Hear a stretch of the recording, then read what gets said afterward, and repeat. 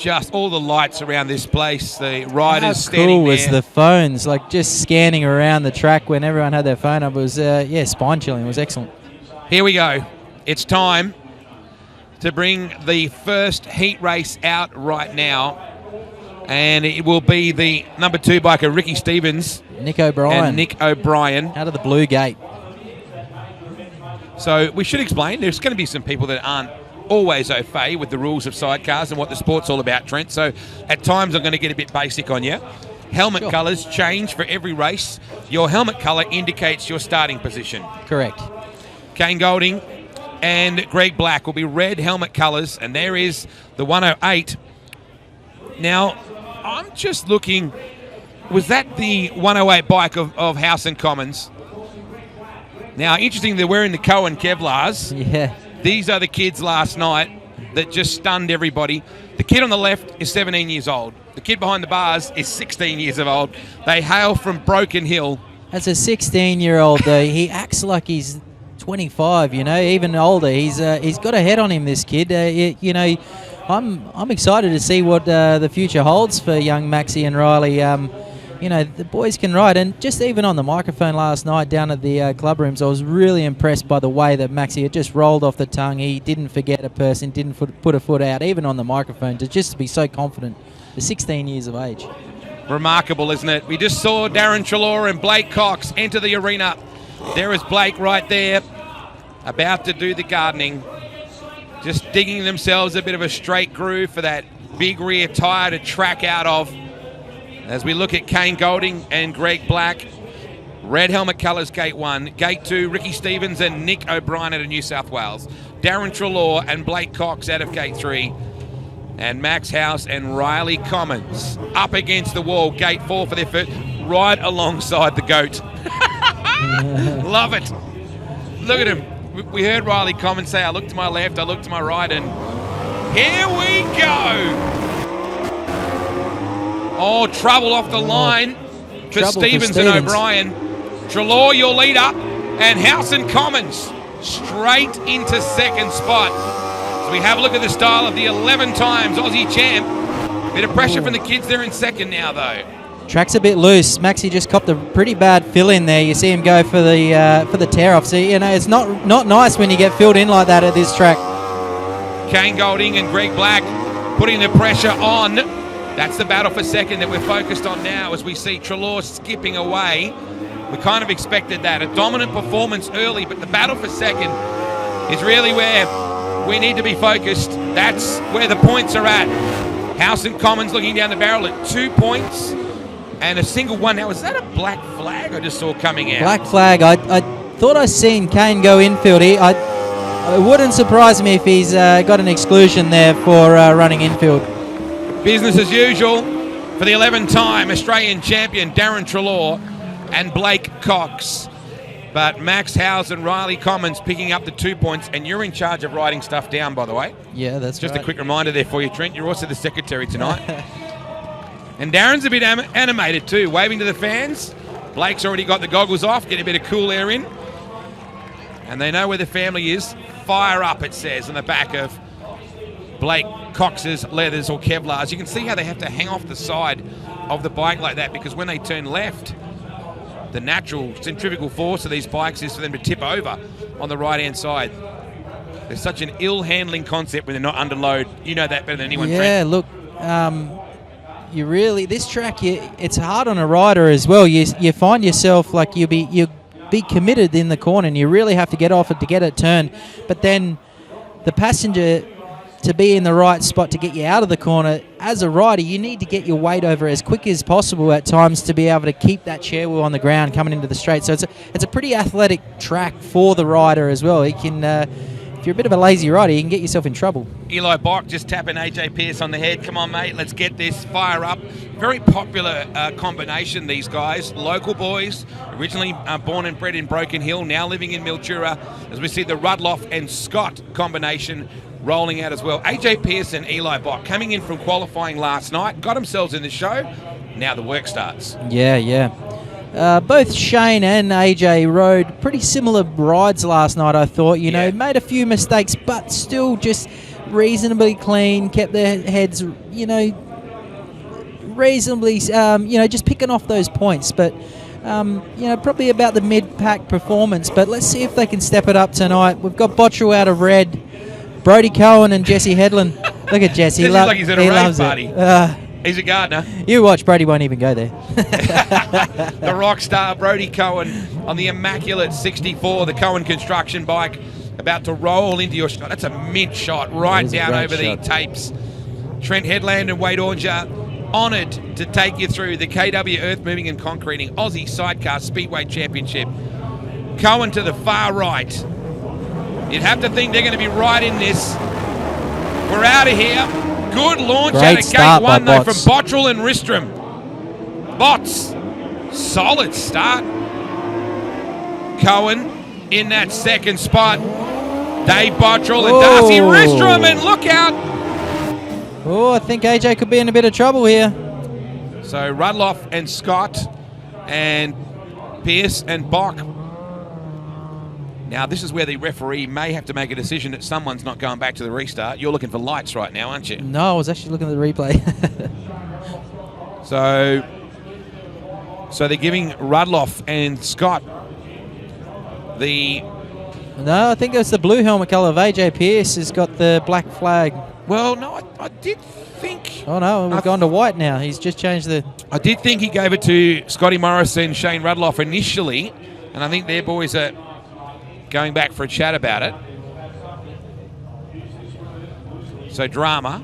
We expect that in an Aussie sidecar title, Yeah. Trent. They rarely just go... Wouldn't be an Australian Championship without some drama, Absolutely. especially at Mildura. Hey, what a ripping start for Dave Botts and Darcy Ristrom. I said to Botts, one of the great characters of our sport, I said, mate, you didn't give me a rider profile. What do I say? He said, I've been on every step except the top one, except this weekend I'm doing it. I said, right, no worries, Botts.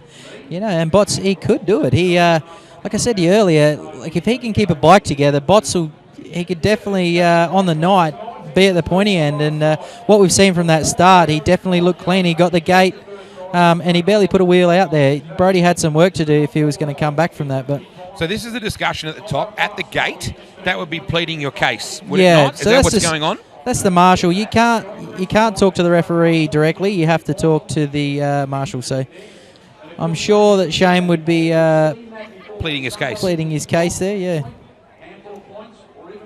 So Brendan Gledhill, along with Cam Woodward, is the referee here this weekend. A noted speedway solo, grass track and long track motorcycle rider.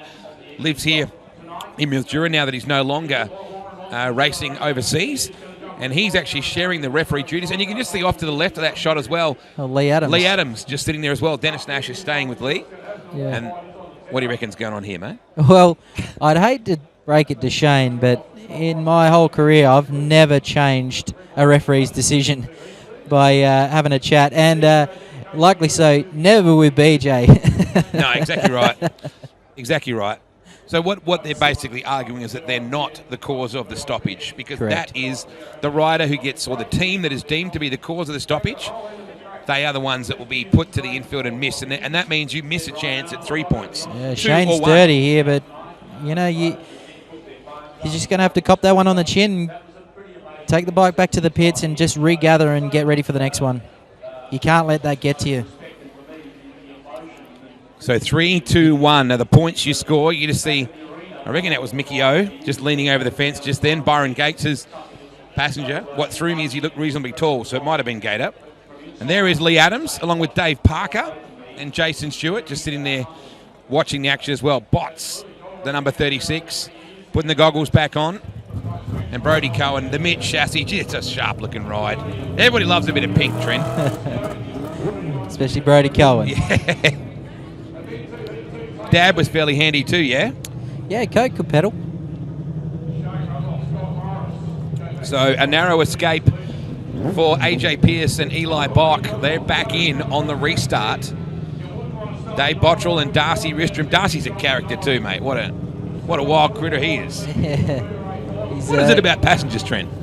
I don't know. They're a bit crazy. Something to do with that. You started off that way too, remember? Yeah, maybe I wasn't crazy enough. That's why I got off. Back to the restart. Heat number 2 of the KW Earth Moving and Concreting Aussie Sidecar Speedway Championship at Olympic Park Speedway, Mildura. We're set. Ripping launch from Cohen straight across the bows. We go down into turn 1. Hey, Bot's got him back though. Right up against the wall. Brody puts it back inside. There's a bit of a lean on Ristrom. That was a clean move by Brody there. Whoa, Bottrell coming back at him on the bottom though. And AJ Pierce not too far behind. Brody Cohen and Jesse Headland. Wow. Bottrell really giving it to your race leader.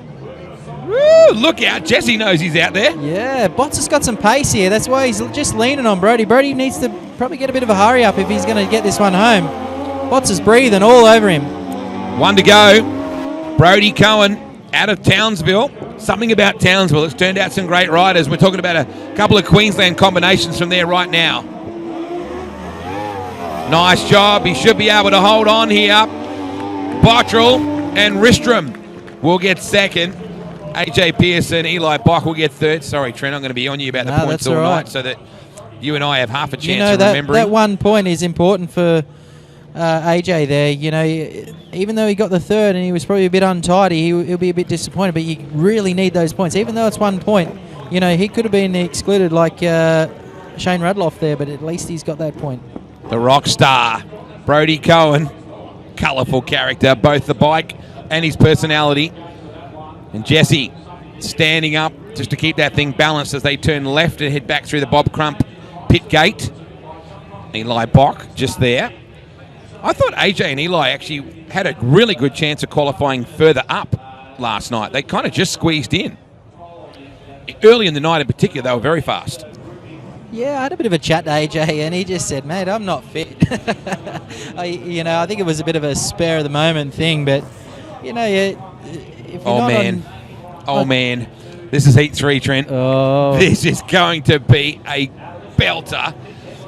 And it features at least 2 combinations that have never won an Aussie title and probably should have by now, if I can say it that way.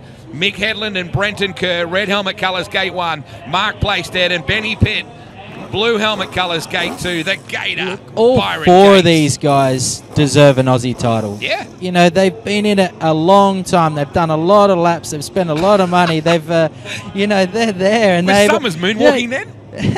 look at him. He's like Michael Jackson. Is that the way that he keeps things light? Because Warren is as serious as a heart attack, right? We all know that. He's a very, very withdrawn racer, isn't he? He's a scientist.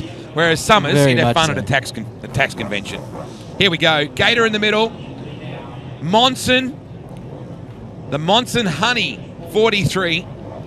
Andrew Summerhays crouching down with him. Headland and Kerr on the inside. Playstead pops a wheelie and Mick Headland into the lead, but here comes Warren. Was around the outside. Monson had a look. Playstead got Warren. Mick Headland, your leader.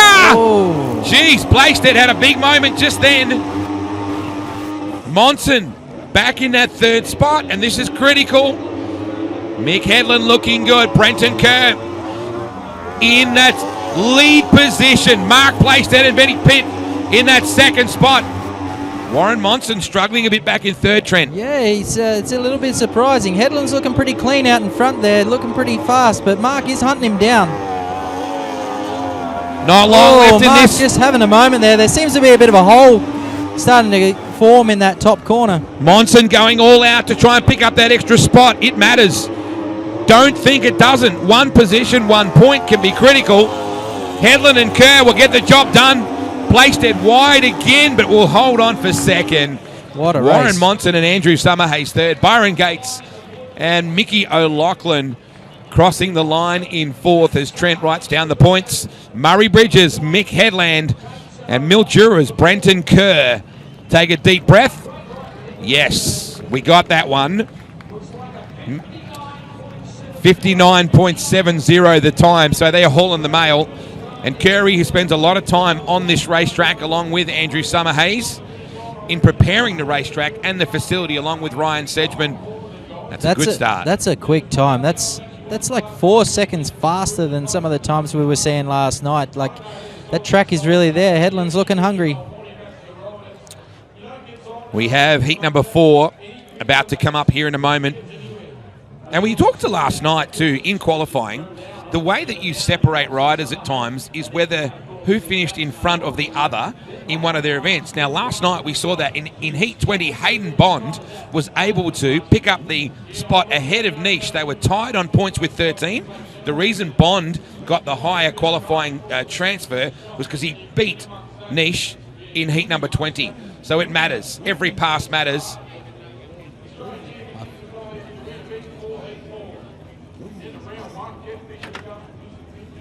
There's a few legends at the bar, Trent. Who'd you spot then? Dave Power and Andrew Cleve. Legendary pairing right there. Here we go. Jeff Bishop. Is that Jeff Bishop? I think it is. And Justin Winchester, Reese Liptrot, and Jesse Thomas, the West Aussies. Damien Niche and Mitch Spear, Hayden Bond and Brady Cox. Western Australia represent on the first 2 spots of the grid. Great start by Nishi there. He definitely needed to get those gates sorted from last night.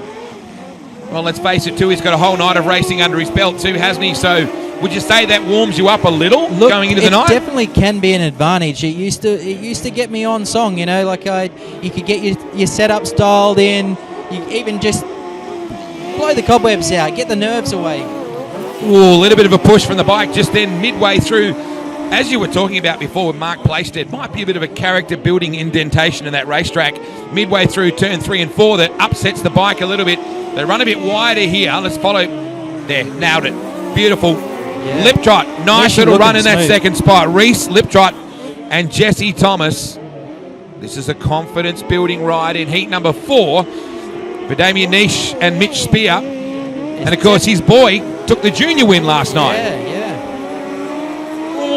Close finish. Definitely a bit of a hole forming up in that turn 3 area there. You got to watch them. If you slide in and hit them with your back wheel, it can really unsettle the bike. It tries to throw the front end of the bike forward, and you have to get off the gas, re-steer, and then come back at it. It's not nice, and especially if you're in traffic, it can not turn out well.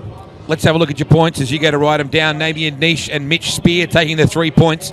Reese Liptrot and Jesse Thomas picking up the 2, and fellow Sandgropers Jeff Bishop and Justin Winchester picking up the solitary. It's a bit surprising to see Bondi coming in 4th there. He was pretty strong last night. Yeah, absolutely. No points at all for Hayden on that one. I spoke to Grant, his dad, earlier today. Bondi was flying. He looked really good in the early part of last night. Then they just grenaded an engine big time. Yeah, it was unfortunate for Grant. So that's our first 4 heats. Massive crowd. Standouts. What do you think? Darren Trelaw, typical Darren, Aussie title. He brought his A game. Mick Headland, again. Even Brody Cohen, you know, it was a little bit shaky started, but he got the job done. Dave Bottrell early looked really good. Juniors coming out for their next rides in the O'Brien Cup, but we might take a quick break and be back in a second with juniors. For the KW Earth Moving and Concreting, visit Mildura too. Big thanks to them. Trent Headland joining me in commentary. Hayden Bond really needs to get cracking on this one. So too does the bloke on the far right, Byron Gates. But I like the way already Dave Bottrell came out of the hole in his first heat, Trent. Yeah, Bot's come out hard. Let's see if he can repeat. Very even launch. Gator stuck way out high. Can he make that work? Kane Golding, the young rookie, out in front. Drifting a little wide on a fresh racetrack. Here comes the Gator. Here comes Byron Gator. Gates. Oh, wow. what a pass. Into the race. Lead has lit this place up. Pretty much last the first there. Great ride by Byron. And they look good on the bike too. The Benetton Autos, number 50. As you said, from 4th through to the lead, they were a little high in 1 and 2 in the first lap, but geez, they just railed the bottom the next time around. He's looking clean here, Byron. Byron around turn 4. Look at that. Just a perfect line there. Sets himself up for a nice fast exit out onto the straight. Dave Bottrell and Darcy Ristrom back in that second spot. Kane Golding and Greg Black, who led early. And look at the style of this man. The Gates bike will head past the fan club, and there is plenty of them joining up with the Playstead family here this weekend, and that's a great result. Great ride by Byron. For the Gator, and look at Mickey O, he's pumped up. And also Bottrell there in second. It was a clean ride. He didn't quite get that top step, but it's still a good ride. 2 points. Proud dad Les in the crowd tonight, not very far from where we're sitting at the moment, Trent. They love them around this place. They've got a very proud history. They used to ride around this joint, Les and Byron's Uncle John, back when the fence was red gum. Yeah, Long Les did before a lot of laps around about this Mildura track. Just watching Kane Golding there, I think just the inexperience. He come out strong, but this is a heavier track now, and it just seemed like he fell off towards the end of the ride there. And yeah, it's hard in these tracks. You've definitely got to really commit, but yeah, we'll see how he pans out for the rest of the night. Let's have a look at Gate 1 and this one for heat number 6. Reese Liptrot and Jesse Thomas, the young West Aussies. Gate 1. Gate 2, blue helmet colours, Mick Headland and Brenton Kerr. Gate 3, white helmet colours, Ricky Stevens and Nick O'Brien. And excluded from their first ride, Shane Rudloff and Scott Morris, with something to prove in this one. Event number 7, Matthew Kitchens. Liptrot and Thomas, 27 years of age and 20 respectively. Only 4 years racing sidecars. And the name Mick Liptrot, very well known in Western Australia in an engine point of view. Very well known in the sidecar realm, Mick. Headland was absolutely lethal in his first ride. Has Mick got something for us again? The West Aussies alongside him. Headland tracks beautifully out of 2. Brenton Kerr on the side. This thing is bullet fast. Although Liptrot and Thomas going with him on the bottom. Right up against the wall. Neat little battle going on in that second spot. Coming underneath Reese Liptrot there to take second place. And I think it's wheel standing down the straightaway just then. Murray Bridges, Mick Headland, but now the battle for third. As you said, the white helmet colours are Ricky Stevens and Nick O'Brien back in second, but they're all playing catch-up here. Brenton Kerr on board. And Mick on his way to another thunderous win if he can hold on for one more lap. Still that battle for third between Liptrot and Thomas and Rudloff and Scott Morris. Wow. Very interesting to learn the race time for this. Yeah, another fast ride by Headland and Kerr.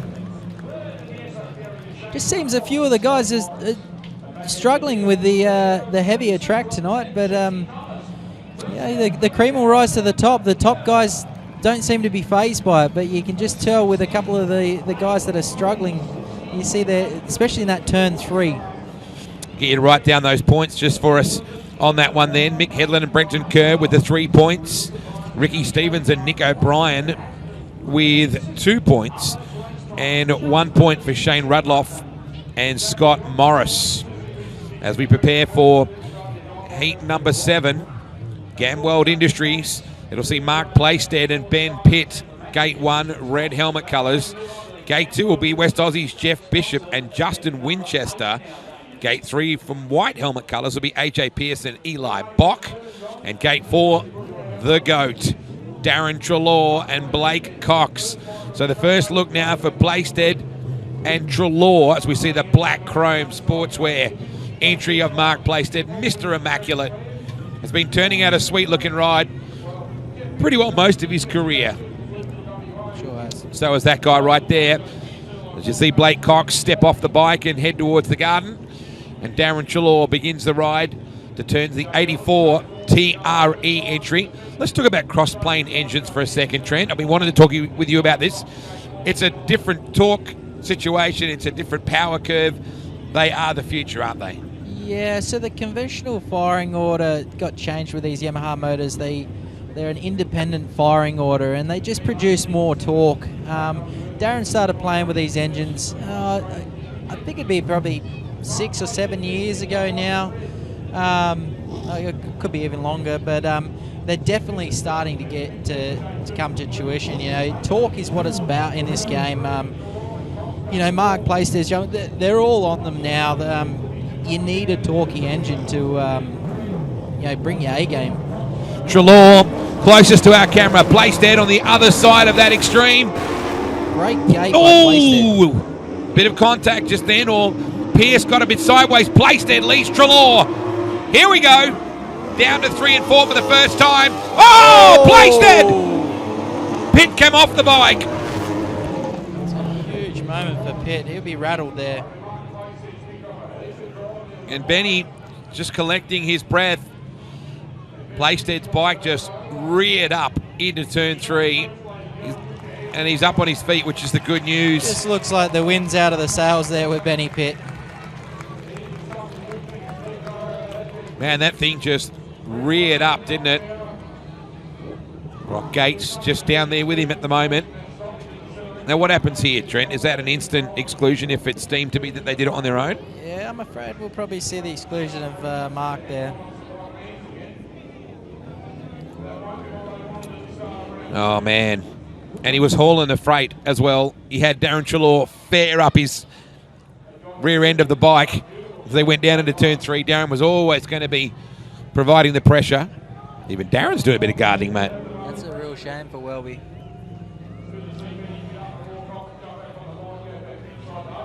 Mark came into this event too as one of the raging favourites, I think it's safe to say, Trent. Yeah, look, never count him out. He can come back from this, but yeah, you know, he will probably have to come through the B, but he's going to have a clean rest of the night. I love on the back, fire up. It says on the back of Blake Cox and on the back of Treloar's bike there as well, as they pull it back. I got to say, Trent, and not because you're sitting here, if this isn't the most Coliseum-style sport on the planet, Speedway Sidecar Racing, I don't know what is. If that is not badass, what else is? Yeah. 2 guys on a 1,000cc motorcycle with no brakes, balls to the wall. Yeah, exactly. I was just watching Treloar there. He was having a real good look at that gate. Like he'll be probably a little bit disappointed he didn't get out of the gate a bit better, and he knows there's some fast guys here tonight. I could just see him talking to Blake. You know, he'll really want to nail those outside gates. The After 9 Racing team, backed by Exposed Signage and Apparel, AJ Pierce and Eli Bock. They came in from qualifying last night, got themselves into the show. Jeff Bishop and Justin Winchester had a nervous way to enter this event today. Travelled all that way and then had to have a COVID test first thing this morning. In the light of a situation in Western Australia, they had to COVID test in Mildura and get an express post on a plane and get the result back so they could be cleared to ride tonight. Yeah, incredible. by the sounds of it, they flew it out to Sydney to do the testing, yeah. Which is, crazy. Must have chartered a jet, Trent. I did ask him, how much did it cost you to get that result back so quick? Going to say hi to Brad Willis, legendary West Aussie sidecar rider who's back home watching. I know that Clayton Mills is back home watching as well. Treloar and Cox closest to camera. Oh, they really bunch up then. Still not the best start there from Treloar. He won't be happy with that. Wow. Assuming the position just then, Treloar and AJ Pierce and Eli Bock have some issues back on their bike. Back in that second spot though, Jeff Bishop and Justin Winchester. Things got such an amazing note to it, this engine, doesn't it? Yeah, it's a very cranky sounding engine. Jeff having a good ride there. Justin Winchester, he's a great passenger. He's been around a while. He knows how to get the bikes around. 11 titles. He had to wait a long time to get his first one. Had a bit of a gap in between, and then it just started to rain titles. And I don't say that with any disrespect. They say you've got to learn to win, Trent. I'm pretty sure he knows how to win now. I think he's got it nailed. Checkered flag is out. Darren Treloar and Blake Cox. Fantastic ride. Disappointing to lose Mark Placed in that crash when Ben Pitt came off the bike. But there is Mr. Immaculate. 3 points for those guys. We'll lock in 2 points for Jeff Bishop and Justin Winchester. And I think AJ Pierce and Eli Bock will hold on for the singular. Mitch chassis. They're still such a prevalent way of getting around in this sport, aren't they? Yeah, definitely. Yeah, Russell did a good job designing those frames back in the day. Obviously, Bernie Copy bought Mitch Australia quite a few years ago now, but yeah, still bangs out the Mitch chassis. Let's have a look at heat number 8, and it'll see Max House and Riley Commons, teenagers from Broken Hill. And out comes Damien Niche and Mitch Spear. These guys will be impressive as well. And Warren Monson and Andrew Summerhays. Now, we've yet to see a win yet for Warren. And you throw in Brody Cohen as well. Hello. This is going to be a beauty. We've got another race on our hands. How good. Been really impressed with Nishi on the Shane Hudson Suzuki. He's just really gelled with that bike. I haven't seen Nishi ride like this in a long time. Summerhays about to do his Michael Jackson. Watch the way he turns around and moonwalks it back. Don't let me down, Summer. Let's see if he does it now. Just kicking the dirt to give a nice clear path for that rear tyre. There he is. Not the best Michael Jackson I've seen, but a bit of a twist and turn. So you're looking for the most direct way to track the bike off the line. Is that what we're looking for? Yeah, it depends what you're after. Like, if there's still fresh dirt there, a lot of the time I prefer the fresh dirt. I like to keep the bike stable. Sometimes you can get a little bit deep in these ruts and the bike gets a little bit tippy. So, sometimes it's not the best to be in a rut. And it also can give you a bit too much grip. House and Commons, problem here with the bike. This would be heartbreaking. Now, at this point, can you get another bike? Can someone lend you their bike at this moment here? If they have another bike, they can get another bike. The issue is they can't ride somebody else's bike that they've scored a point on. They can ride somebody else's bike, but if they've scored a point on that bike, they can't ride that bike. Oh, man. This would be heartbreaking if it doesn't fire. Let's hope it does. The kids just lit this place up last night with 5 consecutive wins. Clean sheet in the event. Oh, that's good news. Let's hope it continues to fire okay.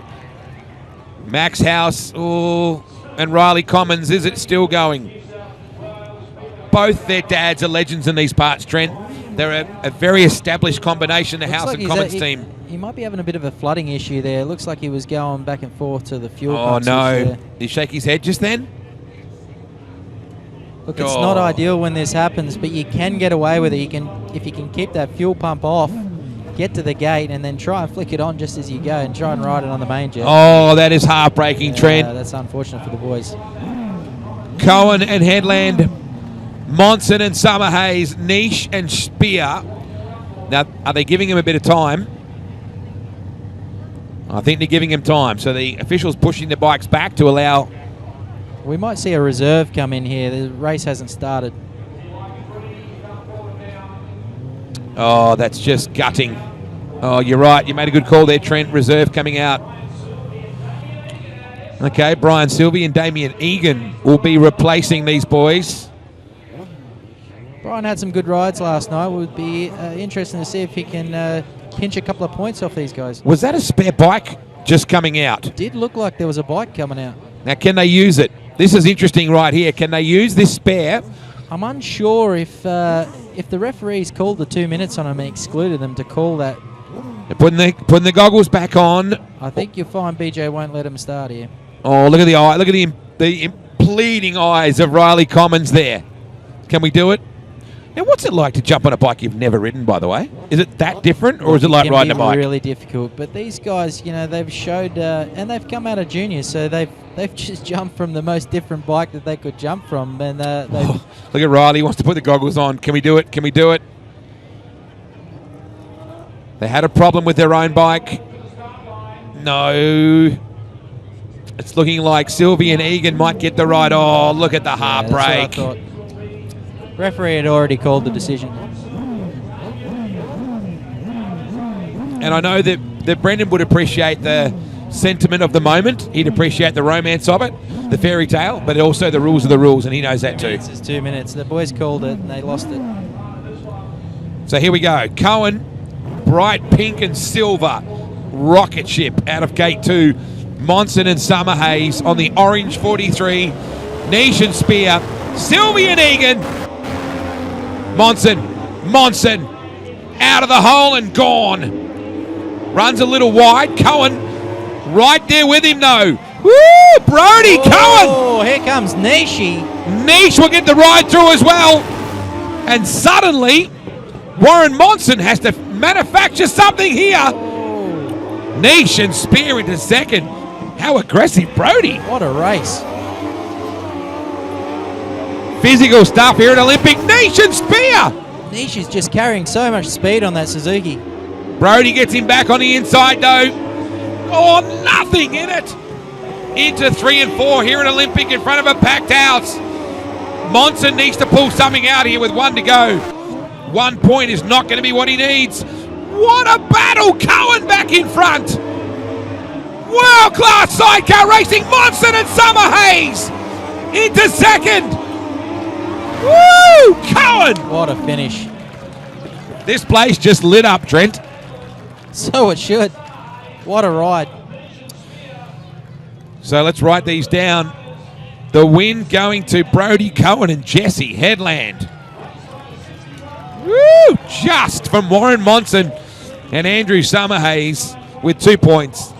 Damien Nish and Mitch Spear picking up the singular. I want you just to quickly ask me, do I love my life, Trent? I think you love your life, do you, Wade? Mate. Do you love your life? Oh, my God. That was Phil Crump, mate. Like, honestly, He is it doesn't such get much a legend, bigger. isn't What a he? lovely bloke, too. I could talk to him all night. Same. But we've got a race to call. Mark Playstead back. They got to bounce back. We need to talk about points. Mark Let's have a look at these Look, real quick. We'll just quickly through the points. At the top, no surprise, TRE Cohen Headland on 6. Bots on 4, Nish on 4, Gates on 3, Monson on 3, Liptrot 3, Bishop 3. Look, we've got a lot of guys on 2 and 3 here. Stevens 3, House 2, Pierce 2, Playstead 2. Now, Playstead needs points. He's only got 2 points. After 2 rounds, he needs to pull the rabbit out of the hat here. Gate 4, you just see Ben Pitt with his hand up, just getting for a little bit of extra time, bargaining. Rudloff and Morris from gate 1. Placed it on the outside. Watching white helmet colours as well. Kane Golding. Track is freshly graded. Playstead pins the black chrome entry back to the inside. Can he pick up the lead? Bar to bar right now. Nice ride with Kane Golding. Doing a ripper job, but Mark is through. Mark's got a bit of clean track now. Hopefully he can just settle down and bring it home. Bit of a surprise to see Nishi back in third. It looks like he's just made it under Kane Golding now down the back straight. Kane Golding and Greg Black in our second spotters. Mark Playstead takes it upstairs. Starts to run the top. This is a much smoother ride. Bike looks mint right now, Trent. He's looking sharp now. This is the Mark Playstead that we thought we were going to see tonight. Niche sideways big time then coming off turn number 4. So we'll just add Mark Playstead and Ben Pitt with their 3 points. Oh, Golding and Black getting an exclusion. So Rudloff. Niche and Spear will get 2 points. Rudloff and Morris will get the 1. Mark Playstead and Ben Pitt getting a much needed 3-point haul. As we look towards heat number 10, Warren Monson and Andy Summerhays. Gate 1, red helmet colours. Dave Bottrell and Darcy Ristrom from Queensland. Blue helmet colours. Jeff Bishop and Justin Winchester. White helmet colours. Gate 3 out of WA. And New South Wales' Ricky Stevens and Nick O'Brien. Gate number 4. So as you said, we've got 3 riders on a maximum so far. Trelaw, Cohen and Headland. Then you got a pair of 4s. Nishi is now going to jump up to 6 on that. I'm trying to read Trent's handwriting. You make a good doctor. Yeah. We're just trying to keep you up to date with those points as well. There is Nick O'Brien doing the gardening. Slotting up alongside him, the West Aussies, Jeff Bishop and Justin Winchester. Live wires, Dave Bottrell and Darcy Ristrom. And the mad scientist, Warren Monson and Andy Summerhays, as Andy does the moonwalk. I love that shot. Look at Warren just sitting there, watching him while Andy does the grooving. We haven't seen the best of Warren yet. At one point in this season, he was 9 wins from 10 starts. They were absolutely the team to beat. And now, I'm not going to say that the plan has gone off the rails. It hasn't. But he hasn't had that dominance. Yeah. Let's see if Wazza can get some points here. He's out of the red gate. Let's have a look at this orange Monson Honey entry. He's into the lead now. Whoa, Bottrell in that second spot with Ristrom. Oh, my goodness. Pretty aggressive by Bottrell. Bottrell has been aggressive all night. And he just put Monson back to third. Yeah. So Bottrell, now Monson comes back to second. Man, it is really on here. Ricky Stevens and Nick O'Brien and the black flag coming out. Seeing the blue light of Bottrell excluded there. And I have to say I'm not 100% surprised. So he moved him off the line. And Brendan Gledhill, the referee, along with Cam Woodward, said you are disqualified. It was an aggressive move.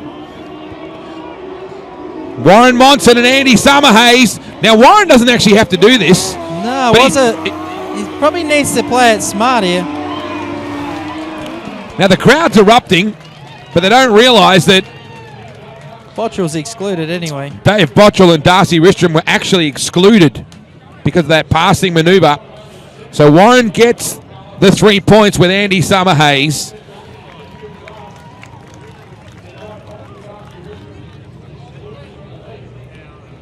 So I'm just checking, was it Ricky Stevens or Nick O'Brien second, or was it Jeff Bishop and Justin Winchester?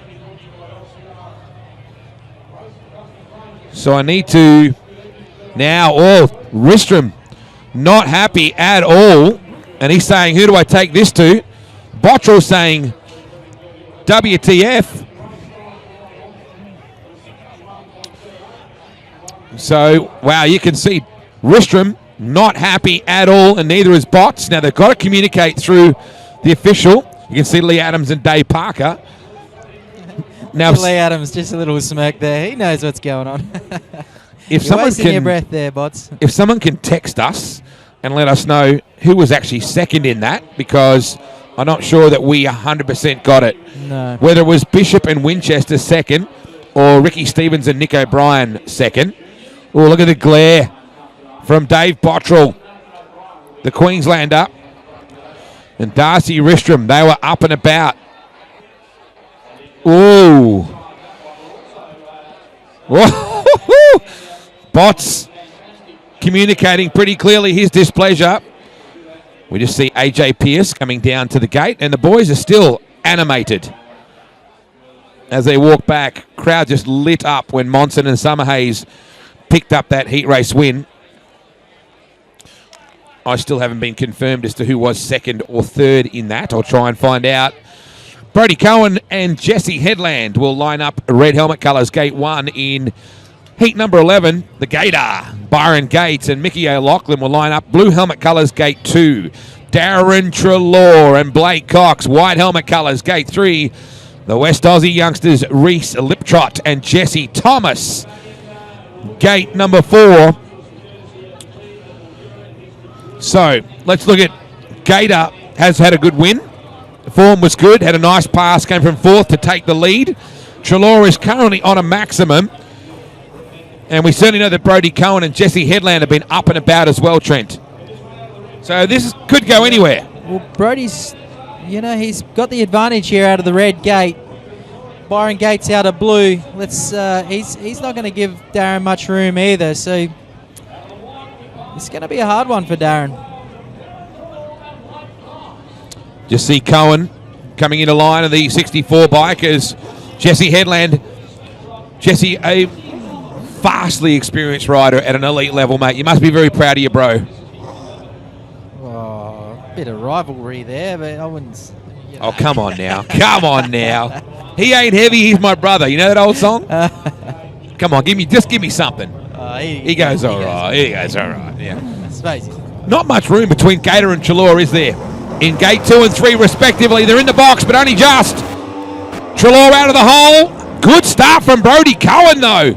Gator in second, Chalor in third. Wow, Cohen.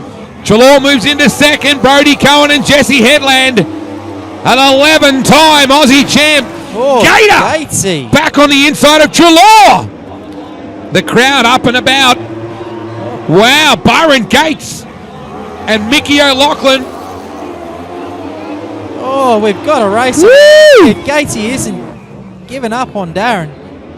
Whoa, look at Gator! Cohen, meanwhile, is oblivious to all this. He's got the lead. But Gator, Chalor's defensive at the moment. And they're all over Cohen here as well. Not over yet, says Darren. You're joking. He couldn't come back from here, could he? He is giving it everything here. Brody. Checker flag is out. Brody Cohen and Jesse Headland. Second will be Darren Chalor and Blake Cox. And third, Byron Gates and Mick O'Loughlin. And Cohen and Headland are up and about.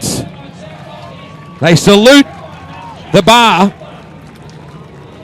That was a good ride. And how about the Gator giving the GOAT plenty to talk about?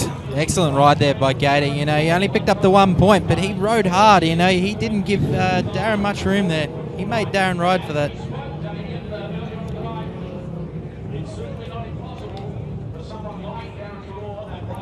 Ripping race. Ripping race. That was.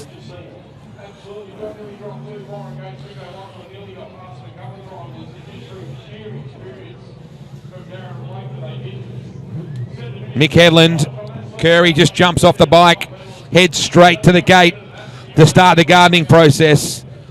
Mick and Brenton will start from gate number 3. Hayden Bond and Brady Cox, gate 1, red helmet colours. You got, hopefully, Max House and Riley Commons. They're out there. Gate 2, and AJ Pearce and Eli Bock. Gate 4, outside, yellow helmet colours. Well, it's got everything already. We knew it would, Trent. We knew it would be a phenomenal event. You're frightening me. You got the hoodie up now. You're looking a bit like you're out of an Eminem video clip. Look, it's a little bit brisk. My ears are cold.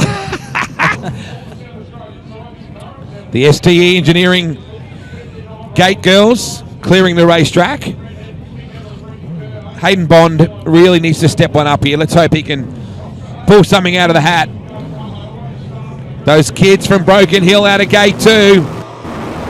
Headland and Kerr, all business as the red sled rips to the top and just rides away. My goodness, that thing is on a rail tonight. Ripping battle though for second. This is on House and Commons.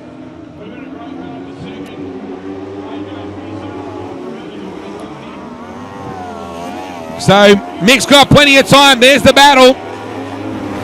Pearce and Bock, Bond and House and Commons. Nice lead for Mick Headland and Brenton Kerr. 1 lap to go. Max House and Riley Commons looking to hold on to that second spot. And that is the way they'll stay. The kids from Broken Hill will get second. AJ Pearce and Eli Bock will pick up the 1 point. Whoa! After the line. So AJ Pearce and Eli Bock will pick up third and the 1 point as Mick Headland continues on a rampage here at Olympic Park. Brenton Kerr all up and about. This has been tasty so far.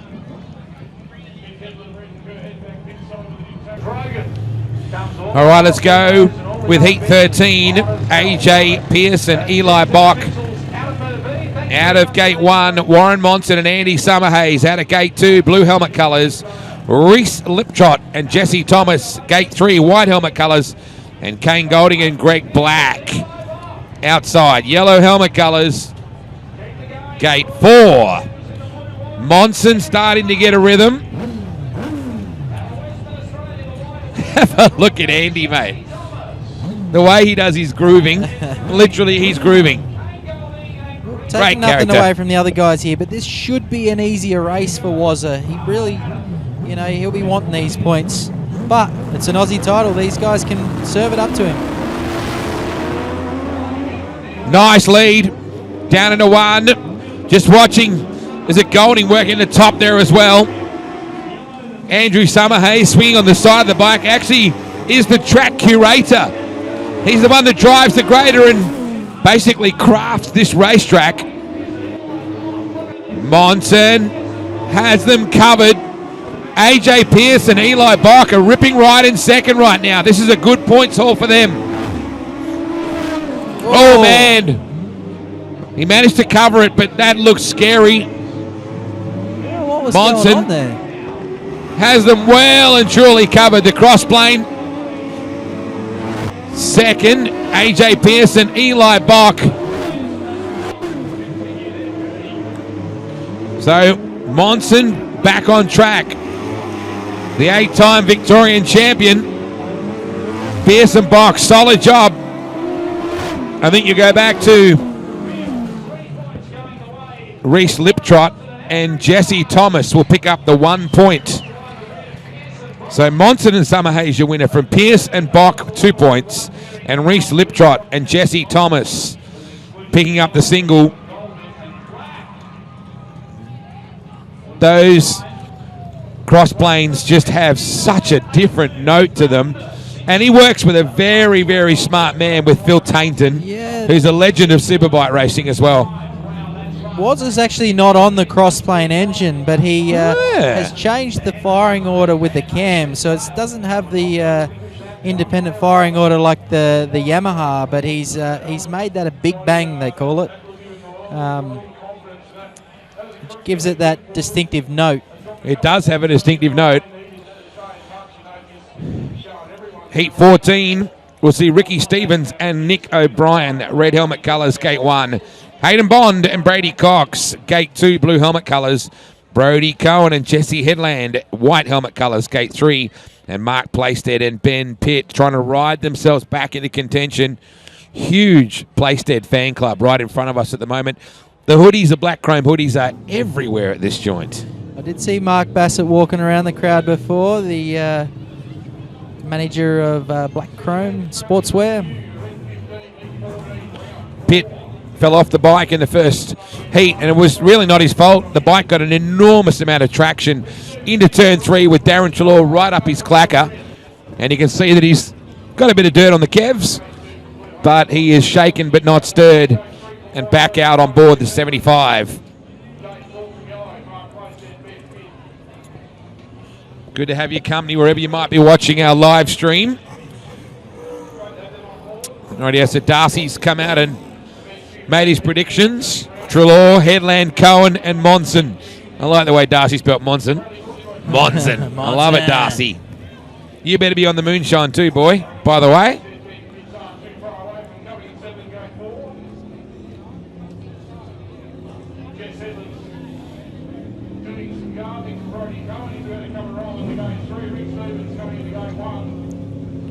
There you go. So Brad Willis basically saying that he ran a twisted cam as well, same as he did in the 80s. Yeah. So there you go. Everything old is new again. Look, it's pretty hard on the cranks, though. You need a big, strong engine, a strong crank to be able to withstand it. Gets expensive quickly. Now, we're trying to work out whether Cohen is on the maximum at the moment or whether he's 1 point off that. I heard Brady announced before that he had 8 points, not 9, so we're going to try and check on that later. On my scores, he's on a maximum, but I might be wrong. I'm going to go with what you're on. Yeah. Playstead closest to camera. Not a good launch at all out of gate 1. Ricky Stevens and Nick O'Brien. Now Playstead and Cohen. This will be an interesting heads-up battle. Bond and Cox looking pretty solid. Here comes Playstead. Moves Cohen out the way. That And they was stay upright. so close. And Jesse is animated. This will now be a pressure situation on the referees. Brendan Gledhill This is going to be and Cam Woodward. a rough decision, whichever way it goes. So it is gone next level in Heat 14. They put the white helmet colour on here. So Brody Cohen, well, have a look at him Brody's not happy. striding towards the tower. So that basically means that, Brody's got the helmet off. Doesn't look happy at all. And there's a lot to play for. Let's be fair. That's why he's emotional. He was right up on the top of the board. Body language is obvious for Townsville's Brody Cohen.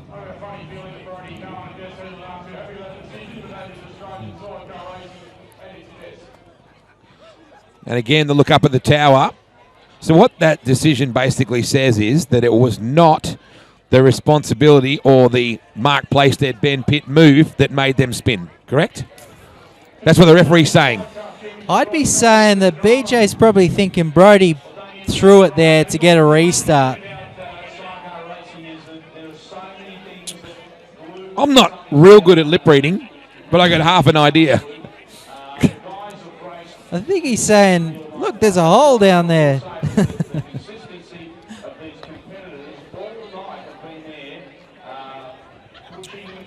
So you cannot approach the referee directly. That's what they're doing. They're relaying that information. That can't be a fun job either, beating the relayer, by the way. I remember. Tell me about this old character here. Okay, he's the character of Speedway, I'd say. Oh, and he's up and about. upset. Dad's up and about too. Well, let's face it. This could be a critical turning point for this team with their points. This could be the difference between an A main and having to come through the B. And you never want to come through the B. It's hard work. You've got to back it up. Like not only do you have to go and win the B, you've then got to come in, refuel, and do it all over again, win the A. It's not an easy thing to do. Well, the Cohen and Headland team animated the Cohen Constructions. Number 64, Playstead and Pitt put the big move up the inside going down into turn number 1. And as you had said before, it's unlikely that Brendan Gledhill will change his mind. And Cam Woodward is involved in the process as well, I'm sure. Look, I haven't seen him change his mind yet. I don't think we're going to see it tonight. And you know what we don't have? There's Jake Chalor, by the way, standing on the left-hand side. So he took his gear off early. We don't have video referees in this sport. I'm kind of glad we don't, because I reckon it kind of screws AFL and NRL a bit, my personal opinion. Ryan Sedgman having a bit of a chat there with Brody. So we don't have video referee situations. You can't look at a slow-mo replay and see what happened, right? And, you know, at times like this, you don't want to get too fired up. You know, like this could hurt Brody. You know, he's probably better off just taking on the chin, going back to the pits, regroup, get ready for the next one.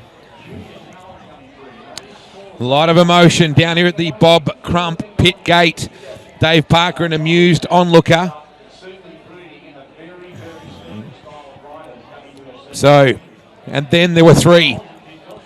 Not a good start at all, by the way, for Ricky Stevens and Nick O'Brien. So they need to use this as an opportunity. They were left on the line like they were tied to a tree. Good to see Bond had some speed in that one, actually. First time we've seen really Hayden up on that pace. It's a bit of a heavier track tonight. I think Bond's struggling with the sort of heavier conditions. You know, normally Bondy's a bit of a slick track rider. I think it's catching him out a bit tonight. Our next heat will see Darren Chalor up against Mick Headland. Wow, that's going to be juicy. It's going to be a race. The 007 pushing away. Hayden Bond, his dad Grant, one of the greats of New South Wales sidecar racing. And I say that with respect. Grant doesn't have an Aussie title to his name, but he has a million laps and he has a dedication and a commitment to this sport that is unmatched in many ways. I was just looking at that race with Headland and Trelaw. Throw in niche out of red. Yeah. And then you've also got the combination of Dave Bottrell out of yellow. It's going to be a cracker race. There hasn't been many bad ones so far, Trent. We kind of knew that. Coming in, Trent Headland, my guest commentator this weekend, has done a fantastic job. He knows how to win these big ones, particularly this one. So Blakestead and Pitt to the extreme right. Hayden Bond and Brady Cox. And then gate 1, red helmet colours, Ricky Stevens and Nick O'Brien. Now Mark Blakestead really needs to make hay here. Much better gate from Blakestead that time round. Nice and smooth down the back straight, setting himself up into the turn 3-4. Tell me about throttle. You come down that back straight away, you pitch it in. Do you shut the throttle off momentarily, or do you just ease it, or you crack it even harder? How do you set up now? It's just a quick roll in and then back on the throttle just to hold that. You're steering the bike with your throttle. You know, if you're not turning well enough, you need to give it more throttle. If it's turning too well, you need to let the wheel sort of drive you in. So when you roll off the throttle a little bit, you catch the bike in the slide and then you apply the throttle again. Yeah. Something like that, I think. I made it sound extremely primitive and I apologise for that. Mark Blakestead and Ben Pitt. 3 points in a controversial heat race. And saw Brody Cohen and Jesse Headland excluded. Much needed points from Blakestead there. Looking a lot smoother too. Nice ride. Ricky Stevens and Nick O'Brien will get the 2 points. And the single for Hayden Bond and Brady Cox. So Blakestead and Pitt pick up the 3. Stevens, O'Brien get the 2. And Bond and Cox will get the 1. This is going to be a end. Bottrell's been off his head tonight. He's been having a fair crack. So you got to throw him in from gate 4. Ooh-ah. Yeah, he's like definitely knocking on the door.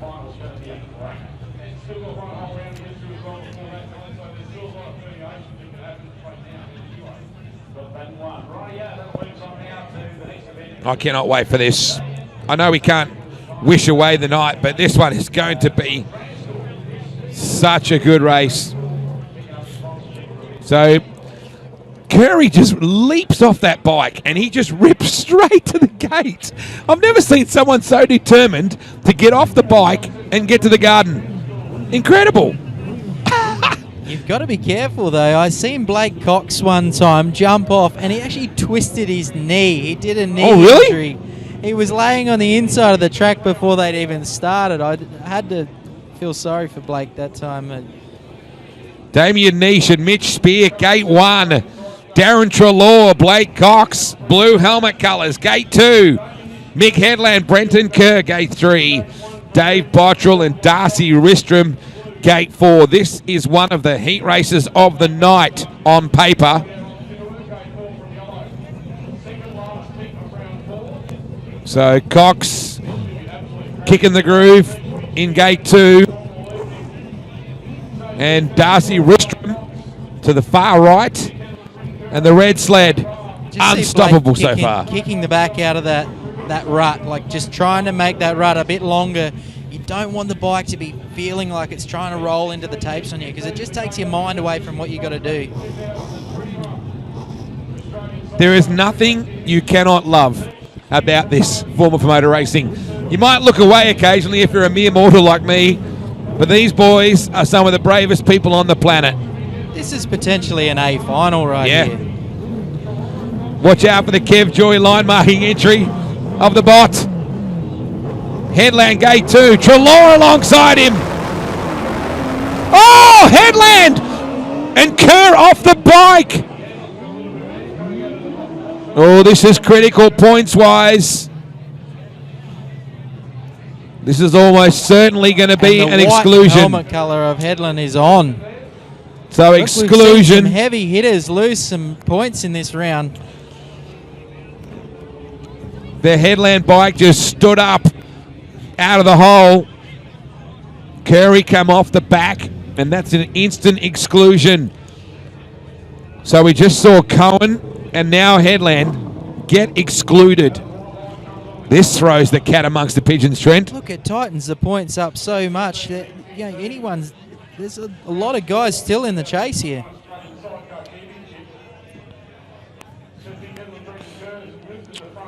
Well, they're just checking that Brenton's okay, which is the good bit. But you know he's filthy. Regardless of how he feels physically, he's filthy Looks like on he's himself. broken his peak on his helmet there. That thing just launched. That's another thing. That's a fine art, getting these things out of the hole. You don't just dump the clutch, right? You got to have some sort of control with this thing, right? When you launch it. Yeah. Are you full throttle? It depends. It really depends on the night and what's going on. It's pretty sticky down there. There's a lot of guys that are just, it's going skyward. Mark Plaisted has really been struggling getting it out of the gate tonight. Even Darren, it's not his normal self out of the gate.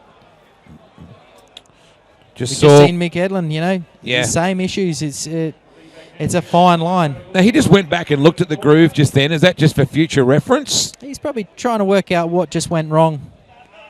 You want to go back to the pits and have a think about, why did it launch like that? Let's not do that again. We just saw Corrine, Mick's wife, a French lady that they met over there overseas when he was racing grass track, just making sure Brenton was okay. Look at Coxie. He's a pocket rocket, isn't he? We talked about that last night, about the contribution that Glenn Cox has made to sidecar racing with passengers. Glenn, of course, swings with Grant really Bond. Easy to call races, doesn't it? Yeah, it's the Cox plate almost every time, isn't it? Blake just leans up alongside Darren Chalor aboard the TRE Motul, number 84. And you know what I'm most filthy about? We didn't get to see those two race just then. The Headland Chalor battle, I really wanted to see who was where in terms of outright speed. To be fair, they probably both wanted to know where they sit. Yeah. Yep, Now, good call. They're probably not going to see each other until the final, if they make the final. He's got two kids. Darren, we often talk about Jake, but he has a daughter as well, Elle, who's also pretty keen on racing Speedway sidecars. Come on. I love that. There's always that reassuring pump up, isn't there? I got your back. Even if you're an 11-time Aussie champ or you're a rookie, that pump up is so important, isn't it?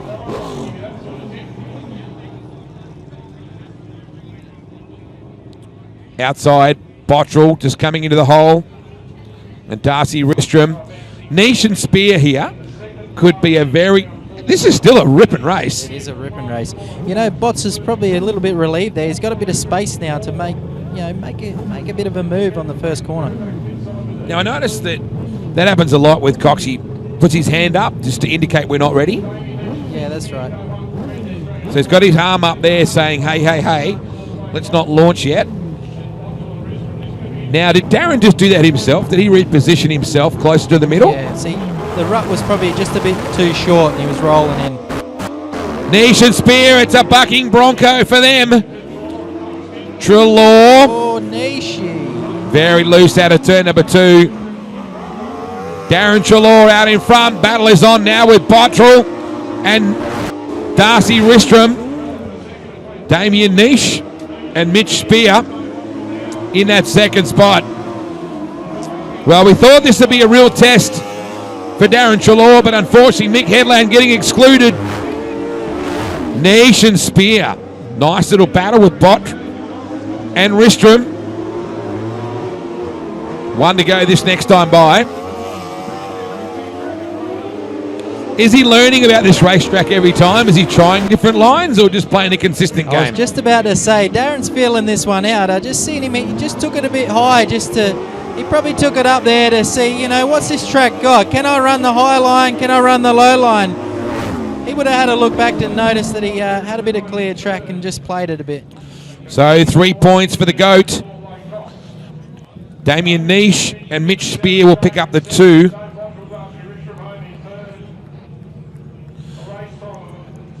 And in the end, it was actually Dave Bottrell And Darcy Ristrom that picked up the single because Mick Headland and Brenton Kerr excluded when a big wheel stand tipped Brenton Kerr off at the line.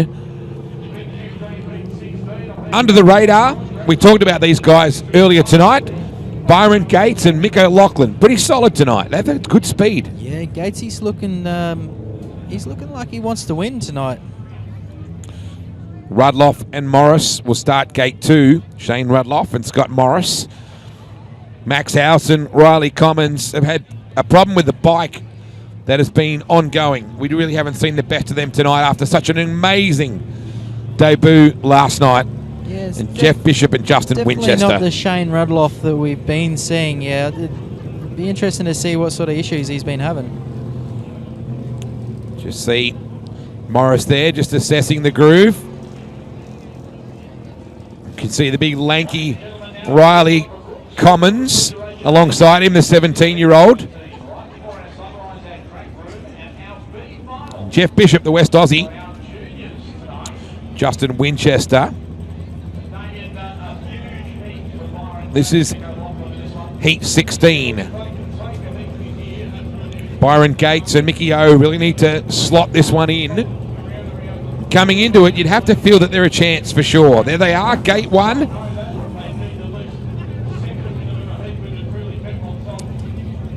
Waiting on House and Commons.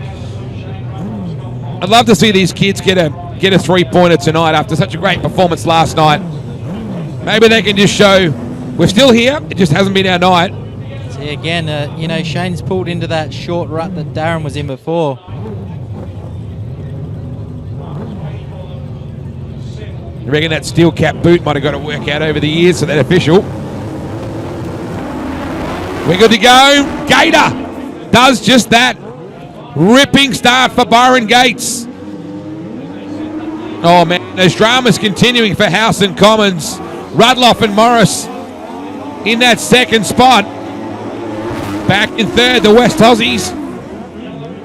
Byron and Mickey, they look good. Trent, you said at the start of the night you expected a good performance from them. Are they living up to your expectations? Yeah, Byron, he just seems to turn it like, I don't know, he turns it on at the right times. I don't know if it's a once a 5-year thing with Byron, but tonight he's definitely on. Very nice ride. It's got him well covered. House and Commons trying to pick off Jeff Bishop and Justin Winchester. This will be a popular win. The Gator. Byron Gates and Mickey O'Loughlin. House and Commons picked up third. Nice little pass to pick up a single point. So Mick O'Loughlin animated on the back of the 50 bike. They're going to ride past all the family right here and give the big wave up. Gator is all business, didn't even look up. So Rudloff and Morris picking up second. House and Commons picked up the single. That was heat 16. As we'll move into some track prep here shortly.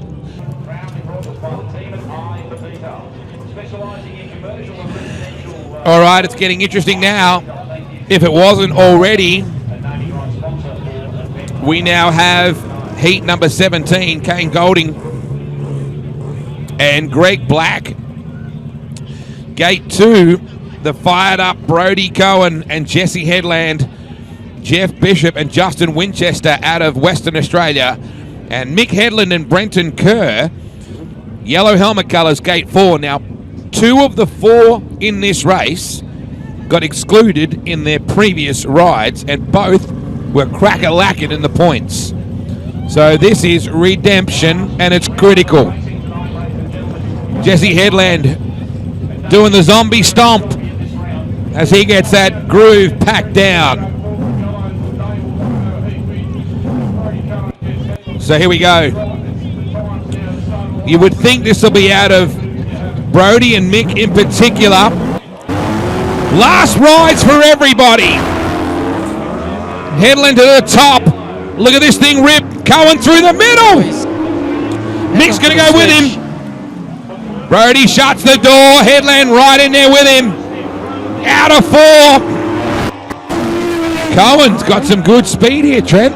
Oh, he stands it up there. Mick will get him here. Mick will get him here. You can't leave the door open. Oh, man. Contact into 3. Headland and Kerr back to their winning ways. They've dominated this event so far tonight, except for an exclusion at the start line on their previous ride, where Brenton Kerr unfortunately fell off when the bike wheel stood violently. This thing is a bullet. So, if you take away that exclusion in the previous ride for both these guys, they would be on top of the points. Headland and Kerr, your winners from Cohen and Headland. Yeah, Brody was really lucky there not to spin it around. He ran up the back of Headland's bike. If you can just log down those points. I don't know if you heard them talking about them before either, just to get an accurate idea. Yeah, I was a bit concerned as well. So that's bet up for Mick and Brenton. Second was Brody Cohen and Jesse Headland with 2 points. And I need to check. Was it Jeff Bishop and Justin Winchester in third then? 14.51, so Mick was hauling A55. Last ride coming up for Byron Gates and Mickey O'Loughlin. Damien Niche and Mitch Spear have been up and about. Out comes AJ Pierce and Eli Bach on the After 9 Racing entry.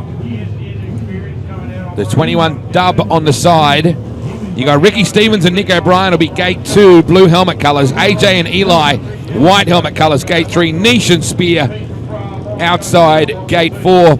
For some reason, gate 3 really appeals to me.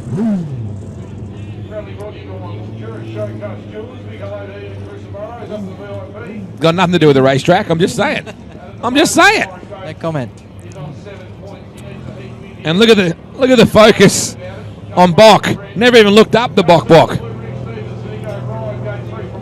So Gator and Mickey O, local identities. The girls, the ST engineering girls, do have the drop the gate down perfectly synchronized, by the way. We bring them up. We only have 3 heats to run. Then we get to the B final. Nation Spear, far right on your camera. Look at Gator and Mickey O. They're already down the crouch position. Critical for Gator. Oh, Nation Spear out of the hole beautifully. Can they run the top on Gator? Oh, that was close. My goodness, that was close. Gator runs wide. Nation Spear on the inside. Niche with the switch. That was an excellent move by Niche. He just read that beautiful. This is critical for both these riders. Nation Spear, Gator and O'Loughlin are not done yet. Battle for the lead here, and this 3 points is critical. Gator gets some good ride out of 2 there. Nation Spear getting better as this event has gone on. Pearson Bach back there in that 4th position. Well, this is a very timely win for Niche and Spear. Good job. Damien Niche and Mitch Spear Really will get the 3. Points for Niche. Byron Gates and Mickey O'Loughlin will pick up the 2. And I think it was AJ and Eli were 4th. So it was actually Stevens and O'Brien picking up the 1 point.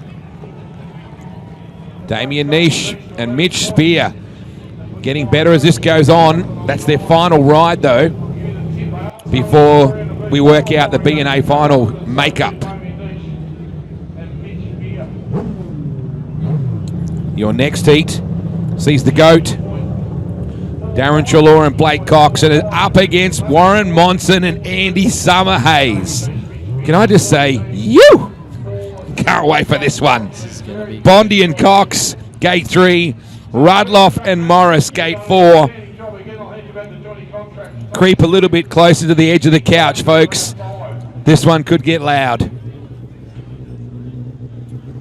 Shane Rudloff and Scotty Morris coming out there in the Rudloff Racing number 15, the Kev Joy entry. Gee, they just jump off those bikes so smoothly. Almost elegant at times. Man, my life is complete. I've been chatting with Nashi, been chatting to Phil McCurtain. Phil Crump dropped by. I'm sitting here with you, T-Dog. Life couldn't get any better, mate. Dennis Nash had a photo with my... I've got to show you my photo. You're going to love this one, mate. Look at that. Dennis Nash with a Darren Chalor methanol moonshine bottle in the pits. Get across methanolmoonshine.com.au and order your Darren Chalor Legend Series bottle. We'll post it straight out to you. A little bit of moonwalking going on here for this heat. You just see Blake Cox fire up. He's won 3 Australian titles. The guy he rides with, looking for number 12. Monson. Look at the way Warren Monson sits there. I really love the study in Warren. He just sits there and waits for Andy to do the gardening. And he just waits, doesn't he? Like, just sits there. He's just checking out those gates. What a scientist. What a scientist he is. He doesn't give much away. Openly admits he gets nervous to the point of feeling sick on race day. And he's lining up alongside the GOAT. No Mildura Sidecar team has ever won the Australian title. Does that stop now? Treloar and Cox. Monson and Summerhays. Bond and Rudloff. Monson and Treloar. Bar to bar in the GOAT. Through the middle. Oh, Monson gets crowded. Rudloff and Bond. They just closed the door. This is critical that Monson can get up to at least P2 here. Now he does. Man, that was tight confines, That was Trent. classic Treloar. He's seen that Wazza had the pace. Just set him off his line, just a fraction that he had to get off the throttle and it just give him clear track. Now he's off. Are those little boxes that you tick? They're the boxes. This thing's just a bullet. So well. They're looking good, aren't they?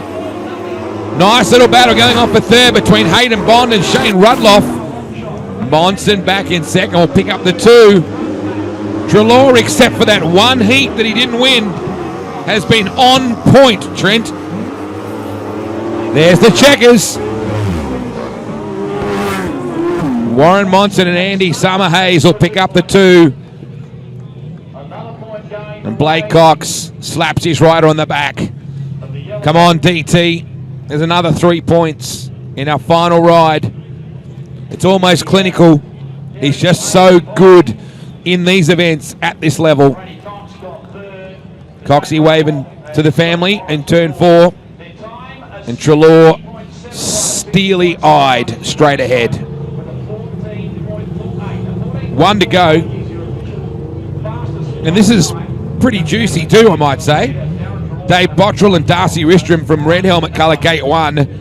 Reese Liptrot and Jesse Thomas, the West Aussies, from Gate 2. Mark Playstead and Ben Pitt from 3.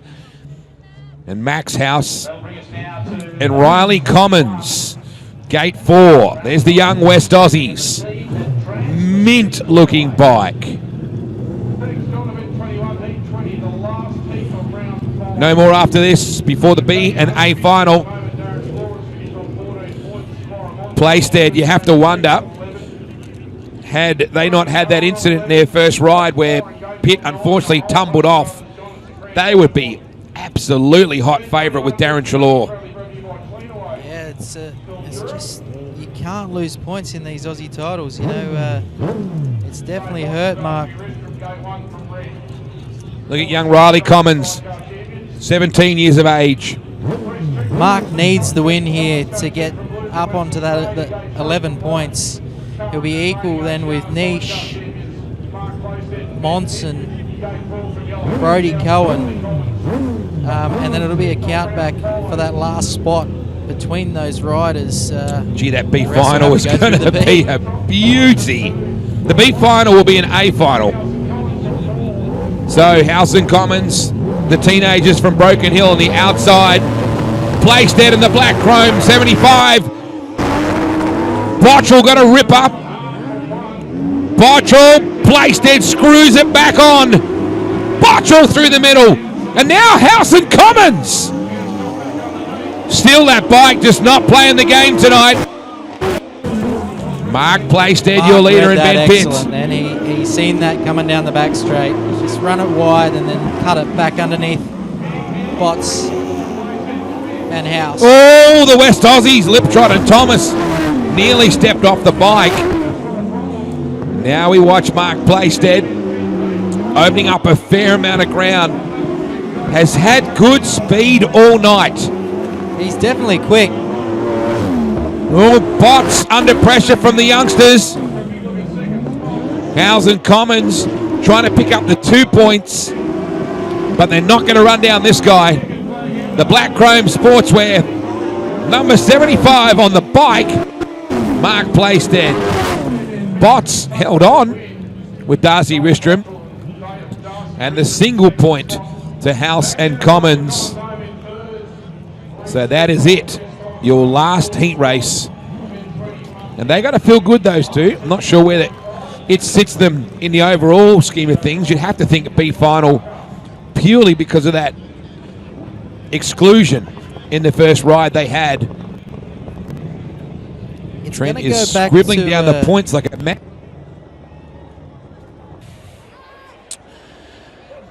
And it's an interesting, very tasty lineup.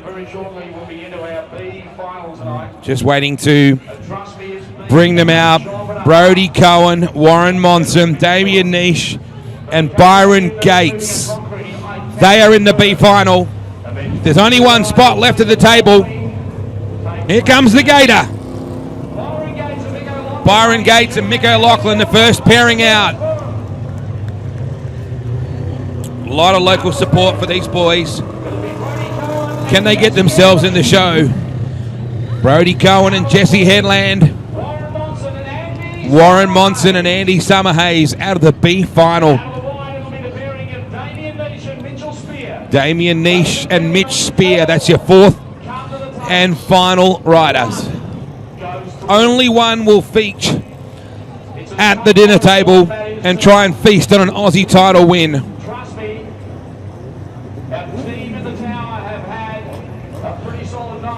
Summerhays is the first one to come to gate 2 to assess the groove. Cohen just drops Headland smoothly off. He glided off the back of the 64.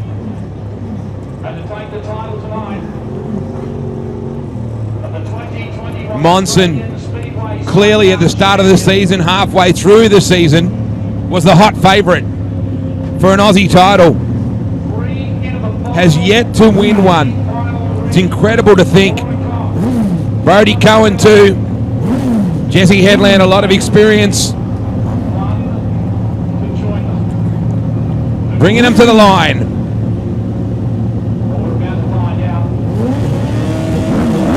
Cohen from red. Monson, only one is going to go through. Cohen gets a ripping start. Look at the Gator on the top. Byron Gates upstairs. Cohen and Headland. Monson and Summerhays. Now Nish and Spear. Oh! Oh, man! This will be controversial.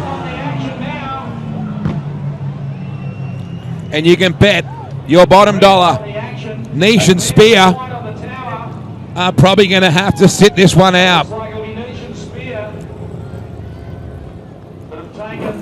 So Brody Cohen in that corner. It's been a hot spot for him. Jesse Headland down. It was an aggressive manoeuvre from Nish and Spear to get by Warren Monson and then charge down and make contact with the leader, Brody Cohen and Jesse Headland. Brody just crouching down with Jesse.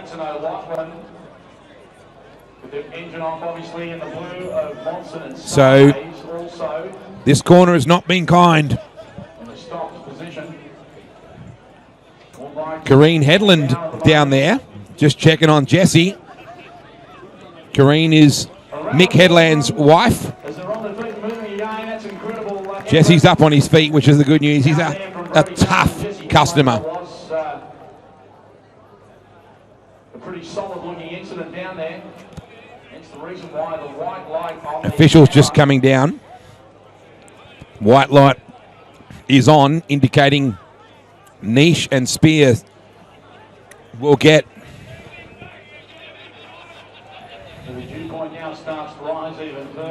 excluded for their part in that. Nishi shaking his head, going down just to check that Jesse's okay. Certainly wouldn't have meant to have caused that situation.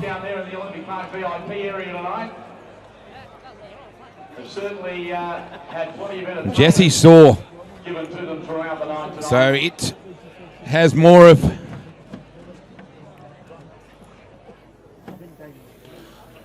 an impact than we realised. Might be a problem.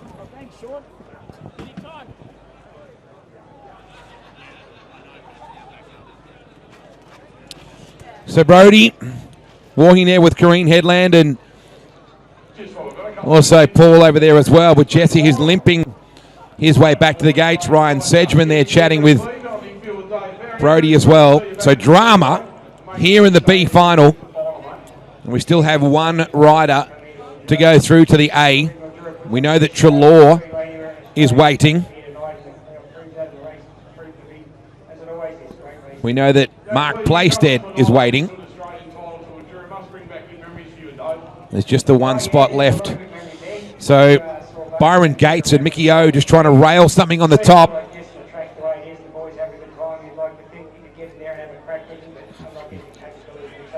The Cohen bike hopefully is okay.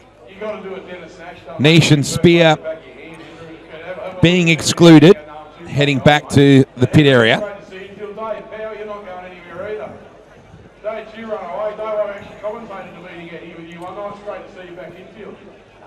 You can just see Jacko Milner down there talking with Nishi. Of course, he owns the bike that Jacko has been riding here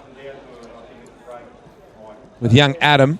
You can see Monson just sitting there patiently. The 43 bike, the Monson Honey entry. Mickey O. What a great character. So back to a complete restart here shortly, but minus Niche and Spear. You can just see Gator just down there doing his own gardening. Byron Gates. They're both just having a look at the groove.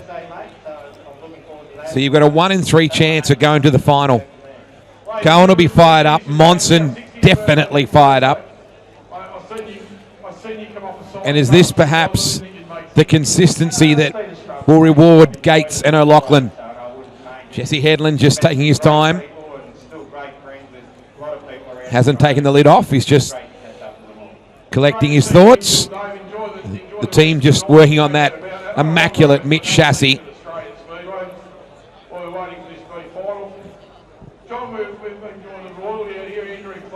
Just about to slide the Cohen panel back on the 64 bike.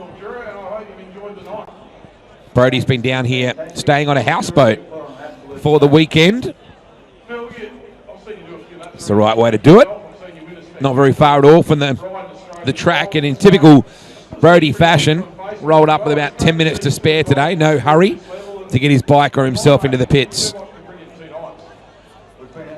Andy Summerhays just walking that groove. As I said, he works on grading and crafting this racetrack. The Cohen boys ready to go. Headland pulling the goggles back on. So Monson, Summerhays, Gates, O'Loughlin, Cohen and Headland. And Jesse says, come on, I'm good, let's go. The Macue Kitchens pit gate closing. Still one spot left.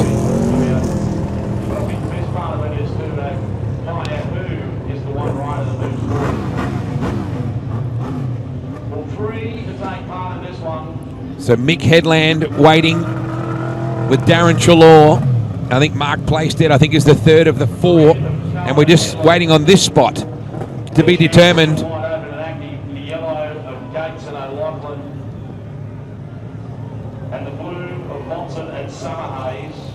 Oh, the expectation here.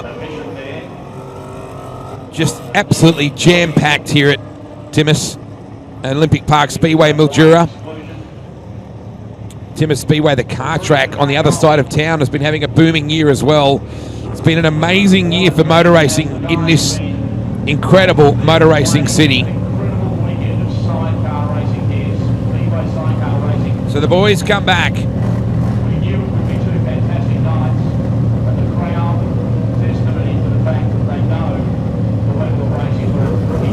Let's go, boys. Let's go. Good launch from Gator. Absolutely ripping if he can make it stick on the top. Monson! Cannon to the back. Of course, and Headland is animated. And this could be it.